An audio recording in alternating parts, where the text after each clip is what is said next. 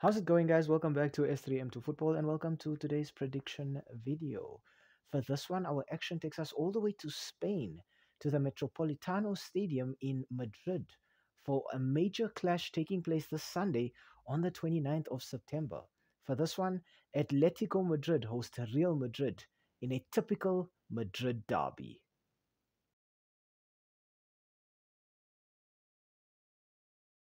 We start off our team analysis here with the home side being Atletico Madrid. The last 5 fixtures for Los Rojiblancos have ended in 4 wins and 1 draw.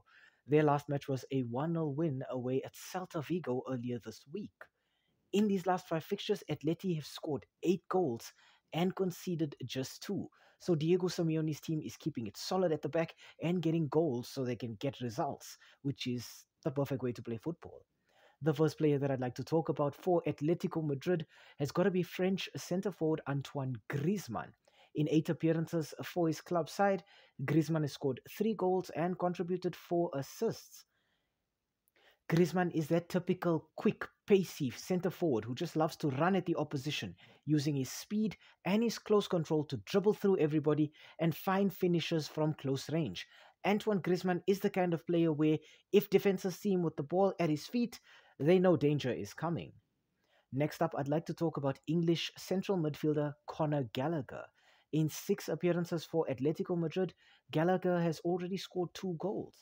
Conor Gallagher, for me, is most important when it comes to his creativity. His awareness is very good on the pitch. He's got good passing range. He's got good determination and aggression. So he's the kind of player who works very hard for the ball, but knows exactly what to do with it once he has it. And finally, I want to talk about Argentine central midfielder Rodrigo de Paul. In 7 appearances for his club side, Rodrigo de Paul has just 1 assist and 2 yellow cards. And I think that's as a result of him being a typical hard man. Rodrigo de Paul is a box-to-box midfielder who has tons of stamina, but he's also very physical. He's the kind of player that you will see flying into challenges, making those difficult tackles to try and win the ball back for his team. For Atletico Madrid, there's no notable injuries, so Diego Simeone has his full-strength team to work with. It will be a very aggressive and physical game plan from Atleti, and I'm expecting to see them probably in a 4-4-2 formation. Simeone has experimented with multiple formations this season, but for me the 4-4-2 allows them that double pivot just to keep things solid in midfield, and that strike duo up front where one player can go forward and the other can drop deeper to support. Probably Julian Alvarez and Antoine Griezmann. But I think with Atletico Madrid, you have a team that's constantly looking to use their physicality in order to overpower the opposition in midfield.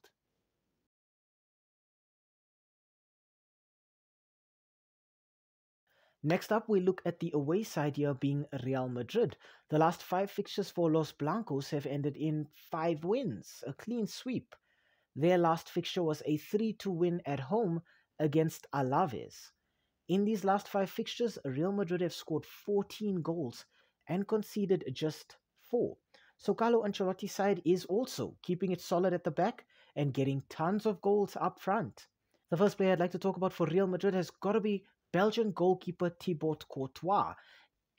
In 9 appearances for Real Madrid this season, Thibaut Courtois has conceded 6 goals but kept 4 clean sheets. Courtois missed large periods of last season through injury, and Real Madrid were kind of missing him, but they had a decent replacement in Lunin. With Thibaut Courtois, you have a goalkeeper who's got very long reach, he's very flexible, and he's very athletic. Thibaut Courtois, for me, is the perfect goalkeeper in this Real Madrid setup. Next up, I want to talk about Brazilian winger Vinicius Jr. In 9 appearances for Real Madrid this season, Vinicius Jr. has scored 3 goals and contributed 6 assists. Vinicius Jr. as well is a very quick player. He's always using his pace, his close control, and his dribbling ability to cut in from that left wing and just cause havoc amongst the opposition defense. Vinicius Jr. also has a very keen eye for goal, and he's very good at scoring goals when he's running at top speed. Finally, I want to talk about Uruguayan central midfielder Fede Valverde. In 9 appearances for Los Blancos this season, Valverde has 2 goals and 1 assist. For me, the most important characteristic that Fede Valverde has got to be his adaptability. This is a player who can play pretty much anywhere on the pitch. Central midfielder, holding midfielder, attacking midfielder, winger. This is a player who can play in so many different roles because of how intelligent he is when he has the ball and when he's off the ball. For Real Madrid, there are some notable absentees in Carlo Ancelotti's lineup. Firstly, Kylian Mbappe is still out through a muscle injury, probably will be back in the next 2 to 3 weeks. Brahim Diaz is also missing, so they are missing a bit of a creative influence in midfield.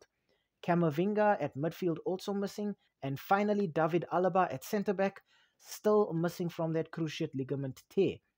So I think still Carlo Ancelotti can go out there and play his typical 4-3-3 attacking formation, probably with Vinicius Jr.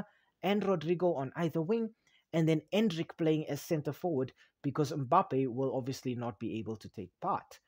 Jude Bellingham and Fede Valverde will probably just be used as, I would say, dual number 10 playmakers, with them being so flexible and adaptable, being able to play so many roles.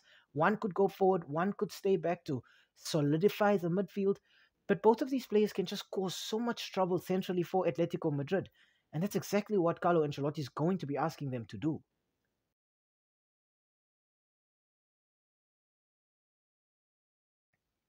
Okay, on to the head-to-head and the S3M2 verdict. Now, the last 5 Madrid derbies have ended in 2 wins for Atletico Madrid, 1 win for Real Madrid, and then 2 draws. So somehow this one has been stacked against Los Blancos in the last few years. Looking at the amount of goals scored in these fixtures as well, Atletico Madrid have scored 12 goals, while Real Madrid have scored 10 goals. So there as well, somehow Atleti are coming out on top against Real Madrid in terms of goal output. Both of these teams also have to worry about fixtures in the Champions League coming up later on this week. Real Madrid have to deal with Lille from France, while Atletico Madrid have to deal with Benfica from Portugal. If we look at the La Liga table right now, Real Madrid are placed second on 17 points, while Atletico Madrid are third on 15 points. So both teams are looking to keep the pressure up on log leaders Barcelona right now, but they're also probably going to be treating this match as a final, with both wanting to get one up over the other. I think that would be a very important sign very early on in the season, sort of just getting that mental and psychological advantage over your hometown rivals. Real Madrid have struggled lately with the brutish aggression and physicality of Atletico Madrid, particularly at the Metropolitano Stadium. Real Madrid have had issues traveling to Atleti. The Metropolitano has become a bit of a fortress against Los Blancos, and Carlo Ancelotti now is to kind of mastermind how he uses all of these players who are quick, agile, flexible, adaptable to sort of overpower a team that is full of players who are hard, aggressive, and physical. And in recent years, they've really struggled to do that. The absences at Real Madrid, though, have been barely felt. They have so much squad depth, so many players to replace each other, that they never have to worry about any injuries.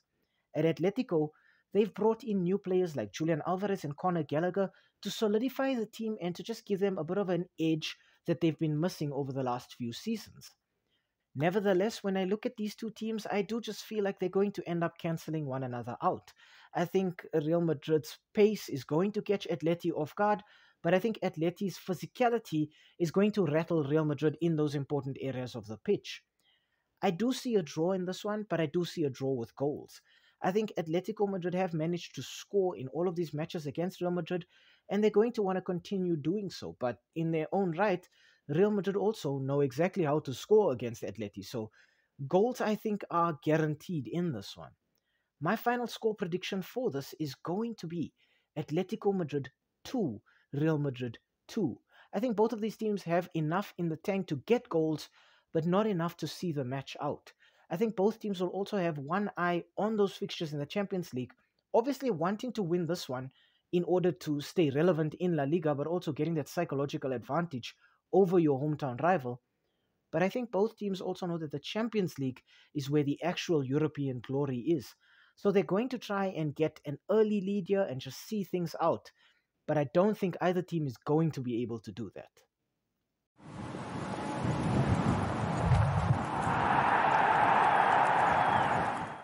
Hi, thank you for making it to the end of this video. We really appreciate the watch time. and the fact that you took some time out of your day to spend it with us talking about the sport that we all love. If you enjoyed the content, why not, drop a like down below or comment in the comment section.